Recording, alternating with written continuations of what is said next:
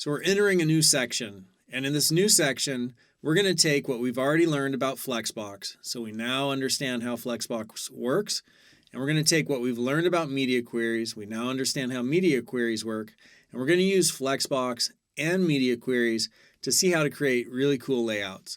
And we're going to do that by looking at some examples that have been put together by Google.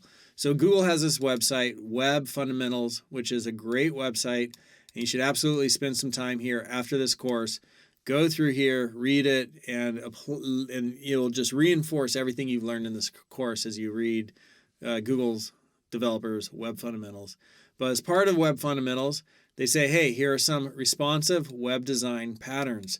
And they have all of the different patterns right here. And these are all built with Flexbox.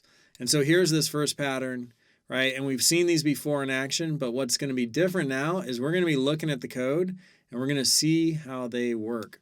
So that's the goal of this section, is to look at all these different examples, the examples from Google and some other examples that I have for you, and just look at the code and hey, how does that work? How is it working? And I've already talked about one of the main design principles, which is making your row, right, 100%. Everything you want on one row, that's 100%. And then you use FlexFlow row wrap.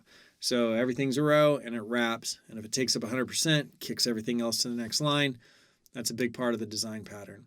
So we're going to see how to make each of these different websites in this section. That's the goal of the section. I just keep saying that because I want to show you the rest of these patterns, right? And then you're going to have a challenge where you'll be able to apply all of that. So there's one really cool quote from the Google Web Fundamentals where they say responsive web design patterns are quickly evolving, but there are a handful of established patterns that work well across the desktop and mobile devices. So we're going to look at those established patterns and see what Google recommends for the best way to do layouts with Flexbox.